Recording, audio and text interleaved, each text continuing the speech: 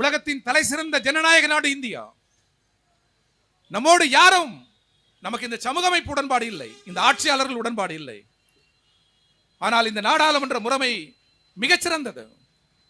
இந்த சட்டத்தின் ஆட்சி முறைமை உலகத்தோடு ஒப்பிட்டால் மிகச்சிறந்தது. உலகத்தின் மிகப்பெரிய ஜனநாயக நாட்டின் தலைவர் பிரதமர். அவர் ஜன்னல் ஓரத்திலிருந்து பார்க்கிறார். வெனிசுலா அதிபரை கடத்துகிற பொழுது கவலையாக இருக்கிறது என்கிறார். பேசி தீர்த்துக் கொள்ளுங்கள் என்கிறார்.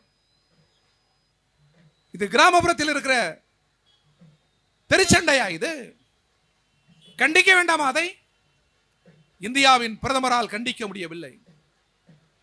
உலகத்தின் மிகப்பெரிய ஜனநாயக நாடு, கண்டிக்க வேண்டிய ஜனநாயக நாடு, அதன் தலைவர் பார்வையாளர் மாடத்திலிருந்து பார்த்துக் கொண்டிருக்கிறார். இந்திய நாடாளுமன்ற ஜனநாயகத்தின் மீது கேள்வி எழுகிறது. உலகத்தின் மிகப்பெரிய நாடல்லவா நம்முடைய நாடு, மிகப்பெரிய விளிம்புகளை கொண்ட நாடல்லவா நம்முடைய நாடு.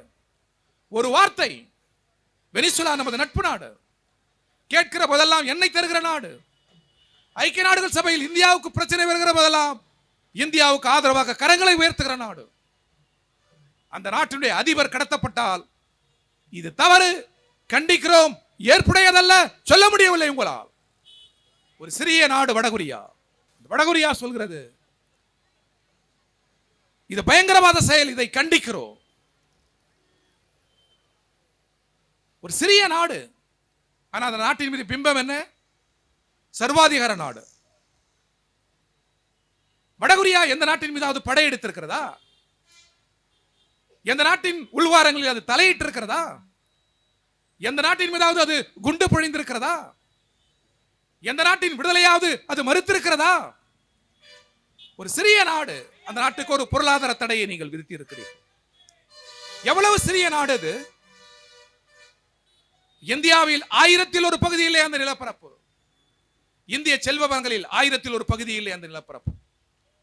மிக சிறிய நாட்டின் அதிபர் மிக உயர்ந்த அரசியல் கருத்தை சொல்கிறார். அமெரிக்க ஏகாதிபத்தியத்தை பார்த்து நிறுத்திக்கொள், இல்லை என்றால் என்னோடு மோது, இல்லை என்றால் நான் உன்னோடு மோதுவேன் என்று சொல்லுகிற துணிச்சல் அந்த சிறிய நாட்டுக்கு இருக்கிறது.